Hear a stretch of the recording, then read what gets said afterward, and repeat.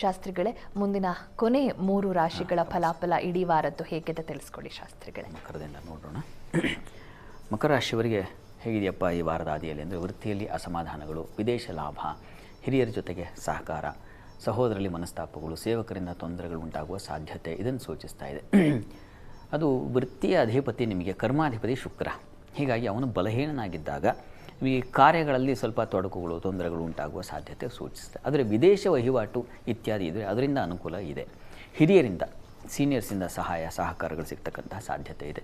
ಆದರೆ ಯಾರು ಸಹಾಯಕರು, ಸೇವಕರಿದ್ದಾರೆ ಅವರಿಂದ ನಿಮಗೆ ಸ್ವಲ್ಪ ತೊಡಕುಗಳು ಉಂಟಾಗಬಹುದು, ಅವರಲ್ಲಿ ಮನಸ್ತಾಪಗಳು ಬರಬಹುದು, ಹುಷಾರಾಗಿರಿ. ಮತ್ತು ಕುಜನ ಸಂಚಾರ ಷಷ್ಠಕ್ಕೆ ಹೋಗ್ತಾನೆ. ಷಷ್ಠದಲ್ಲಿ ಕುಜನಿಗೆ ಒಳ್ಳೆಯ ಫಲವನ್ನು ಹೇಳಿದೆ ಶಾಸ್ತ್ರ, ಆದರೂ ಅದು ಶತ್ರು ಕ್ಷೇತ್ರ. ಹೀಗಾಗಿ ಬೇಡದೇ ಇರೋರ ಸಂಘ ಶುರುವಾಗ್ಬಿಡೋ ಸಾಧ್ಯತೆ ಇರುತ್ತೆ.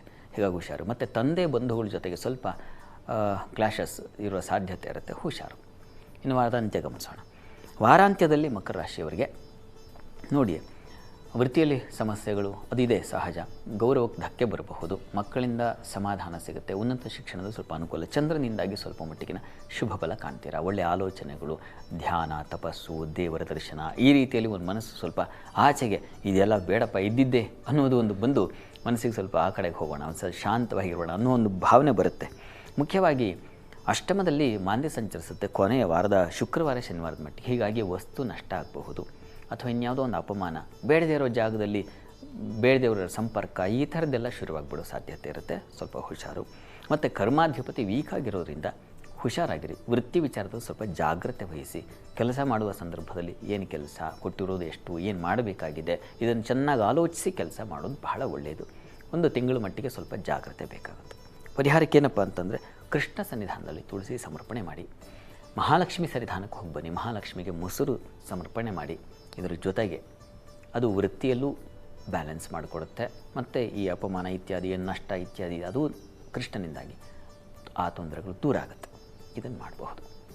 ಇನ್ನು ಕುಂಭರಾಶಿಗೆ ಹೋಗೋಣ.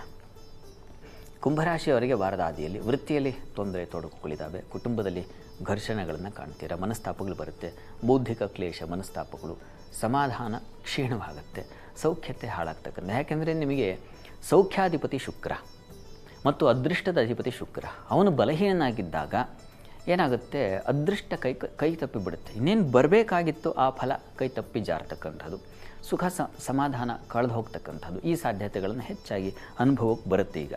ಮತ್ತು ಚಂದ್ರ ಶನಿ ಕುಟುಂಬದಲ್ಲಿದ್ದಾಗ ಸ್ತ್ರೀಯರ ನಡುವೆ ಏನೋ ಘರ್ಷಣೆ, ಮನಸ್ತಾಪ ಇದು ಶುರುವಾಗೋ ವಾರದ ಆದಿಯಲ್ಲಿ ಆ ಒಂದು ಸಾಧ್ಯತೆ ಇದೆ.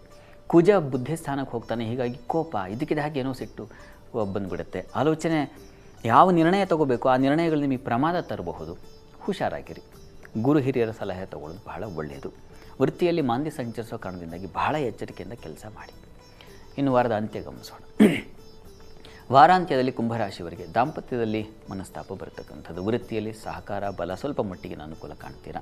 ಮಕ್ಕಳ ವಿಚಾರದಲ್ಲಿ ತಕರಾರು, ಕುಟುಂಬದಲ್ಲಿ ಹಿರಿಯರ ಜೊತೆಗೆ ಹಿರಿಯರಿಂದ ಸಹಾಯ ಇತ್ಯಾದಿ ಕಾಣಲಿಕ್ಕೆ ಅವಕಾಶಗಳಿದ್ದಾವೆ. ವಾರದ ಅಂತ್ಯದ ವೇಳೆಗೆ ಅಂದರೆ ಗುರುವಾರದಿಂದ ಸ್ವಲ್ಪ ಮಟ್ಟಿಗೆ ಅನುಕೂಲ ಆಗ್ತಾ ಹೋಗುತ್ತೆ. ಆದರೂ ನೀವು ಮಕ್ಕಳ ವಿಚಾರದಲ್ಲಿ ಸ್ವಲ್ಪ ಸಿಡಿಮಿಡಿ ಆಗಬಹುದು, ಅವ್ರ ವಿಚಾರಗಳು ನಿಮಗೆ ಕಿರಿಕಿರಿ ಮಾಡಬಹುದು, ಹುಷಾರಾಗಿರಿ. ಮತ್ತು ನಿಮ್ಮ ಸಪ್ತಮ ಸ್ಥಾನಕ್ಕೆ ಮಾಂದಿ ಸಂಚರಿಸೋ ಕೇತುಯುಕ್ತನಾಗಿರೋದ್ರಿಂದ ದೂರ ಪ್ರಯಾಣಗಳೇನೋದಿದ್ದರೆ ಅಲ್ಲಿ ಡಿಲೇ ಆಗ್ತಕ್ಕಂಥದ್ದು, ಕ್ಯಾನ್ಸಲ್ ಆಗೋದು, ಈ ತೊಡಕುಗಳು, ಈ ತೊಂದರೆಗಳಿದ್ದಾವೆ. ದಾಂಪತ್ಯದಲ್ಲೂ ಮನಸ್ತಾಪ, ಅಸಮಾಧಾನ ಇದನ್ನು ಸೂಚಿಸ್ತಾ ಇದೆ. ಸಮಾಧಾನ ಬೇಕು. ಪ್ರಾರ್ಥನೆಗೆ ನರಸಿಂಹ ಸನ್ನಿಧಾನಕ್ಕೆ ಹೋಗಿ ಬನ್ನಿ. ನರಸಿಂಹ ಸನ್ನಿಧಾನದಲ್ಲಿ ಒಂದು ಅಭಿಷೇಕ ಮಾಡಿಸಿ, ಪಂಚಾಮೃತ ಸೇವೆ ಮಾಡಿಸಿ, ಅದು ನಿಮಗೆ ಹೆಚ್ಚಿನ ಅನುಕೂಲ ಮಾಡಿಕೊಡುತ್ತೆ. ಇನ್ನು ಮೀನರಾಶಿಗೆ ಹೋಗೋಣ.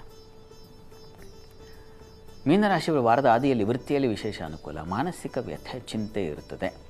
ತಂದೆಯ ಮಕ್ಕಳಲ್ಲಿ ಮನಸ್ತಾಪಗಳು ಬರುತ್ತೆ, ದಾಂಪತ್ಯದಲ್ಲಿ ಮನಸ್ತಾಪಗಳು ಬರುತ್ತೆ. ಇದ್ರ ಜೊತೆಗೆ ಅಲ್ಲಿ ವಿಸಹೃನ್ ಅಂತ ಹೇಳುತ್ತೆ. ಅಲ್ಲಿ ಸ್ನೇಹ ಸ್ಥಾನದಲ್ಲಿ ಕುಜ ಸಂಚರಿಸುವಾಗ ಸ್ನೇಹಿತರನ್ನು ಕಳ್ಕೊಳ್ಳೋ ಸಾಧ್ಯತೆ ಇರ್ತದೆ. ಮತ್ತು ಈ ಪ್ರಯಾಣದಲ್ಲಿ ಬಹಳ ಎಚ್ಚರಿಕೆ ಇರಿ. ಅಲ್ಲಿ ಕುಜನಿದ್ದಾಗ ಕುಜ ಸ್ವಲ್ಪ ಈ ಬೆಂಕಿ ಕಾರಕ, ಹೀಗಾಗಿ ಆಕ್ಸಿಡೆಂಟ್ಸೋ ಮತ್ತೊಂದು ಇನ್ಯಾವುದೋ ಅಪಘಾತಗಳೋ ಈ ಸಾಧ್ಯತೆಗಳಿರುತ್ತೆ, ಹುಷಾರಾಗಿರಿ. ಮತ್ತು ಮುಖ್ಯವಾಗಿ ಅದೇ ರಸ್ತೆಗಳ ಅಪಘಾತಗಳು ಹೆಚ್ಚಾಗುವ ಸಾಧ್ಯತೆ ಇದೆ, ಹುಷಾರು. ಆ ಕುಜ ಸಪ್ತಮವನ್ನು ವೀಕ್ಷಿಸ್ತಾನೆ, ಶುಕ್ರನೂ ಅಲ್ಲಿದ್ದಾನೆ, ಅಷ್ಟಮಾಧಿಪತಿ. ಹೀಗಾಗಿ ದಾಂಪತ್ಯಕ್ಕೂ ತೊಂದರೆಗಳಾಗಬಹುದು, ದಾಂಪತ್ಯ ಮನಸ್ತಾಪಗಳು ಬರಬಹುದು, ಹುಷಾರಾಗಿರಿ. ವ್ಯಾಪಾರ ವಹಿವಾಟಿನಲ್ಲಿ ತೊಂದರೆಗಳಾಗಬಹುದು. ಈ ವಸ್ತ್ರ ವಿನ್ಯಾಸ, ಅಲಂಕಾರ, ಆಭರಣ ಇಂಥ ಕ್ಷೇತ್ರಗಳಲ್ಲಿ ಇದಕ್ಕಾಗಿ ಏನೋ ಪ್ರಮಾದ, ಸಮಸ್ಯೆ, ಬೆಂಕಿ, ಅಪಘಾತ ಈ ಸಾಧ್ಯತೆಗಳಿದೆ, ಹುಷಾರಾಗಿರಬೇಕು ಈ ಒಂದು ವಾರದ ಆದಿಯಲ್ಲಿ. ಇನ್ನು ವಾರದ ಅಂತ್ಯ ಗಮನಿಸೋಣ. ವಾರಾಂತ್ಯದಲ್ಲಿ ಸಾಲ ಶತ್ರುಗಳಿಂದ ಸ್ವಲ್ಪ ಹುಷಾರಾಗಿರಿ. ರೋಗ ಬಾಧೆಗಳು, ಭೂಮಿ ವಾಹನ ವಿಚಾರದಲ್ಲಿ ಸ್ವಲ್ಪ ಎಚ್ಚರ, ಯಾವುದೋ ಒಂದು ರಿಯಲ್ ಎಸ್ಟೇಟು ಮತ್ತೊಂದು ಮಗದೊಂದು ಹುಷಾರಾಗಿರಿ, ಅಲ್ಲೇನೋ ತೊಡಕುಗಳಾಗಬಹುದು. ಇನ್ನು ಉಳಿದ ಹಾಗೆ ದಾಂಪತ್ಯದಲ್ಲಿ ಸ್ವಲ್ಪ ಮನಸ್ತಾಪಗಳು ಜಾಸ್ತಿ ಆಗೋ ಸಾಧ್ಯತೆ ಇದೆ, ಹುಷಾರು. ವೃತ್ತಿಯಲ್ಲೂ ಜಾಗ್ರತೆ, ಕರ್ಮಸ್ಥಾನಕ್ಕೂ ಕುಜನ ದೃಷ್ಟಿ ಇದೆ, ಹೀಗಾಗಿ ವೃತ್ತಿಯಲ್ಲೂ ಹುಷಾರಾಗಿರಿ. ಇದಕ್ಕೆ ಪರಿಹಾರ ಏನಪ್ಪ ಅಂದರೆ ಸುಬ್ರಹ್ಮಣ್ಯ ಸನ್ನಿಧಾನದಲ್ಲಿ ಅಭಿಷೇಕ ಮಾಡಿಸೋದು, ಸುಬ್ರಹ್ಮಣ್ಯ ಪ್ರಾರ್ಥನೆ, ನರಸಿಂಹ ಪ್ರಾರ್ಥನೆ. ಬುಧಕ್ಷೇತ್ರದಲ್ಲಿ ಕುಜ ಸಂಚರಿಸುವಾಗ ನರಸಿಂಹನ ಆರಾಧನೆಗೆ ವಿಶೇಷ ಅನುಕೂಲ. ವಿಷ್ಣು ಆರಾಧನೆ, ನರಸಿಂಹ ಪ್ರಾರ್ಥನೆ ಇವುಗಳನ್ನು ಮಾಡಿದ್ರೆ, ಇದ್ರ ಜೊತೆ ಸುಬ್ರಹ್ಮಣ್ಯ ಆರಾಧನೆಯನ್ನು ಮಾಡಿ ಹೆಚ್ಚಿನ ಅನುಕೂಲ ಉಂಟಾಗುತ್ತೆ.